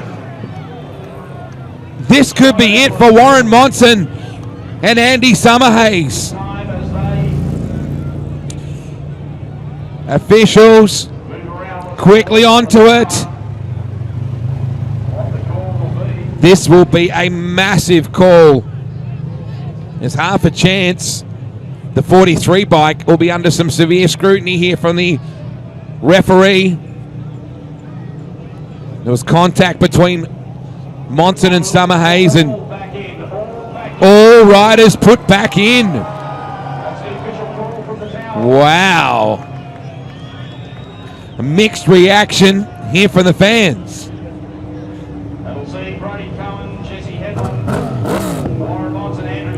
So everybody let back in. It was heavy contact between the 43 and the 64.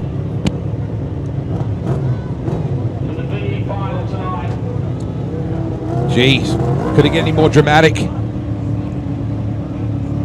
Gates and O'Loughlin closest to camera. Look at him putting that big tyre in that groove. Sits it in perfectly. Cohen waiting for Headland to get the agriculture just right. Monson, as usual, all business. Summers reaches down the grab bar. Still have to decide who's going to the final. Gates has been awesome off the line. Cohen's a bullet. Cohen and Headland, your bullet situation out in front. Monson, can he line up a run here with Andy Summerhays? Here comes Monson. Having a look on the inside. He's got him. What can Brody do? Can he come back? Screws it on. He knows it's all hanging on this. Oh my goodness, that was close. Can he get a run back up the inside? 1.5 laps to run. Warren Monson and Andrew Summerhays. Are they on their way to an A final berth? Gator and O'Loughlin trying to come back at Cohen. Originally from Golgo, now in Baronia. Warren Monson and Andrew Summerhays heading to the A final. Bike got a bit unsettled, but they're home. So they've had to do it the hard way. And a heads up. Brody Cohen and Jesse Headland giving the thumbs up to those guys on screen. Warren Monson and Andy Summerhays are in the big dance. But it was a nervous graduation. Gee, they had to work for it. Gator and O'Loughlin picking up third in the B final. We have the Juniors O'Brien Cup to come. And then our A final. So Monson and Summerhays join Playstead, join Headland. And so it's time. Mark Playstead and Ben Pitt down there looking at the starting grid. Look at Mark's face. He's been there and done that on an elite level for a number of years. South Australians abound in this. Mick Headland, the Murray Bridge veteran, 26 years in the game. Brenton Kerr, you'd swear to the outsider it's just dirt. How can it be different? But that's not absolutely the reality. They're looking for any little bit of extra grip, any consistent launch.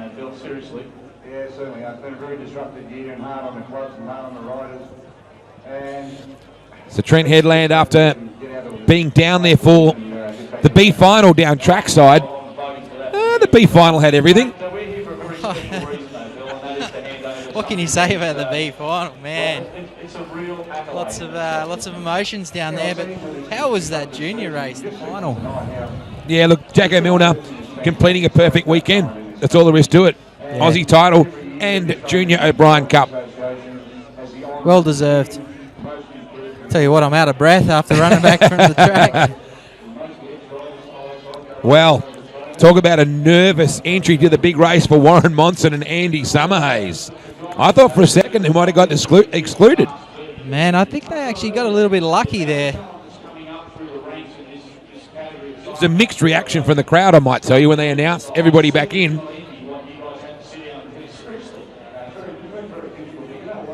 How much more can you learn about the track? Is that just part of now nerves? Is it part of a procedure? Like, you're digging in the same bit of dirt every time. Are you really seeing anything differently, Trent? Nah, I think it's, you're probably trying to kill a bit of time too. It's part of the process, isn't it? These guys know where they're coming from. They're just having a look. All right, Mark Blaisted. Can he win this thing? I think any four of these riders right now can win it. There's Darren Chalor's kids, Jake and Elle, just coming out to be on the infield as Dad shoots for number 12. We could see history here. I think we already have seen history. Yeah. Fair point you make.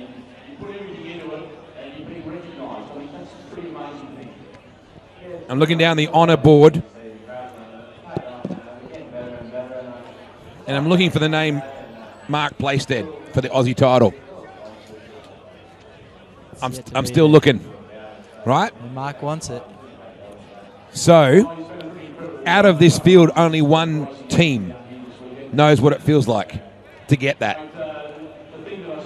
Interesting, isn't it? Yeah, you did right. Throw in Could Warren that change Monson tonight? Well, you know what? Regardless, every one of us, and I know you're a rival of his, but every one of us here is again seeing the greatest rider of all time, and that's a privilege. I've got a lot of respect for Darren, like I used to base a lot of the stuff that I did off of Darren. Darren was, you look at who's doing well, and Darren did everything exceptionally well.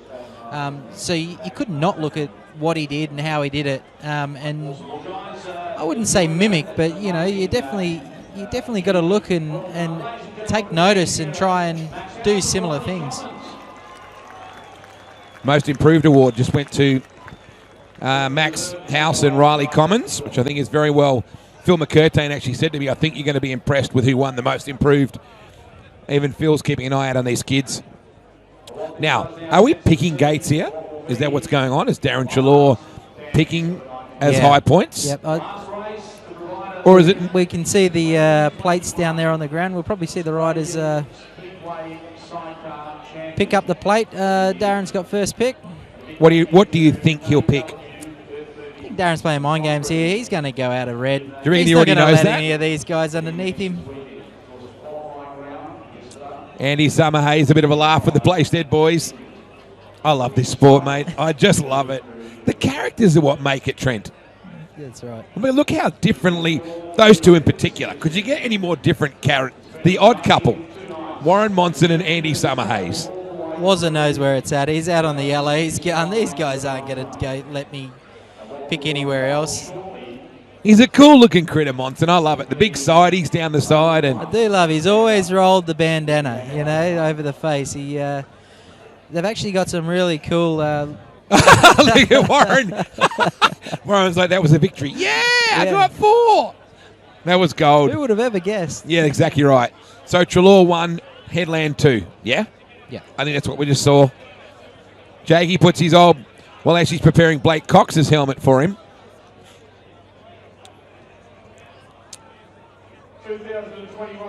This is going to be remarkable.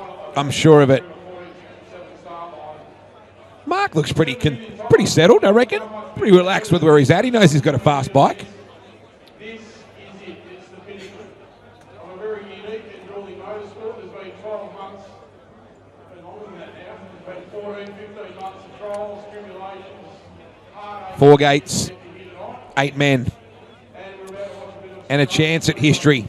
Will someone get 12, or will someone get there first?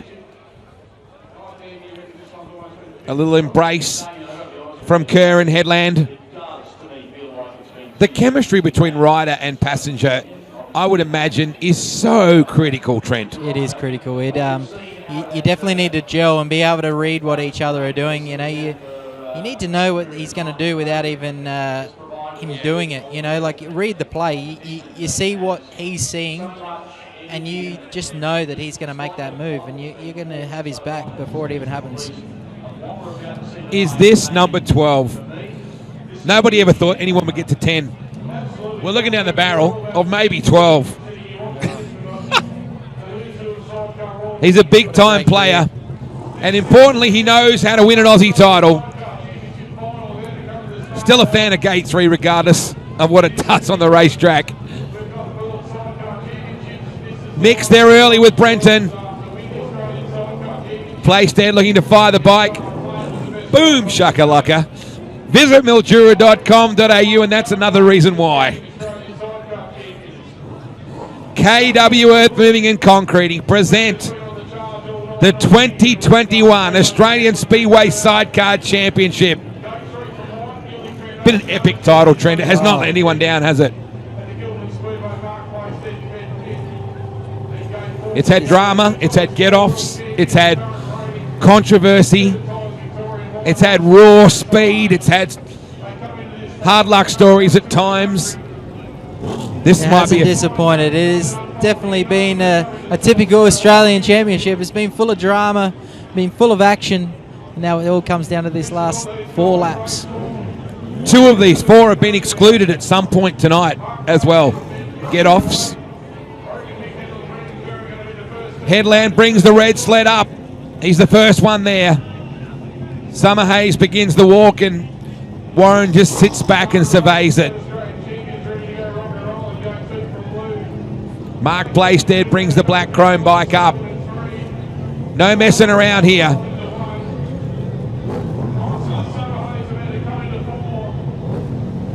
This is it. Hold on tight, everyone. 4 laps to decide if someone becomes a further immortal or if someone writes their name in the book for the first time. Waiting. Oh, Cox saying, I'm not ready. Now he climbs on with Trelaw. Woo, this is going to be special. Little bit of extra tension as we hold him. Tapes up. Ripping launch from Headland. Look at Monson. Monson is going for the switch. Oh man, Playstead. Playstead is... Mark Playstead is on. Darren Trelaw is not happy. Darren Trelaw to the infield. And Mark Playstead. This will be a boil-over. It was a ripping Gate 3 launch. Wow, Monson in second, Headland in third. Trelaw glaring at the referee's box. This will be a very popular win, Trent. Oh, you know, Mark Playstead deserves a win. He's got 4 more corners. He put himself in a position to do it. Mark Playstead and Benny Pitt on their way to an Australian Sidecar Championship win. Wow. They put themselves in the position to win, Trent. The start was killer. I'm actually speechless, and I'm over the moon for Mark Playstead. I I actually used to swing for Mark back when Mark first started. I've been a part of his team, and it's a well-deserved win by Mark Claystead. And right in front of the big fan club and the family. Benny Pitt. Yeah, look, and he came off. It was a hard lick. Yeah, man. It's hard to come back from that, especially if you whack your head pretty hard. It can rattle you a bit, but he bounced back and he got the job done. Very hard to give a sidecar rider a high five, I've noticed. Now, Wade, I reckon you owe me some money. I think we had a bet on this. I believe it was with Gator. Thank you very much. I think I've got a lozenge here you can have. Well, crowd responding. It was the start, and it was a beauty, Trent. That's really what kept him in the game. Look, it's a tough call, but I think BJ actually, he might have been correct with that decision there. It's Benny Pitt. Early in the night, he was laying on the track right there. And what a comeback. They had speed all night, didn't they? Certainly did. He did it the hard way, Mark. It didn't even look like he was going to make the B there at one stage, but he just clawed back. He's over the moon. Blake Cox giving the tune-up to the referee's box. And that's a ripping moment right there. It's starting to sink in. Presentations to come. Pitty did a great job to get back on that bike. Young Jet coming up. This kid is a legend, I tell you. He cracks me up every time. Bloffo congratulating Mark. Wow. This team have thrown everything at it. I couldn't find his name, Trent. Do you want to write it in for me? It's in there. Yeah, right. Mark Claystead, Benny Pitt.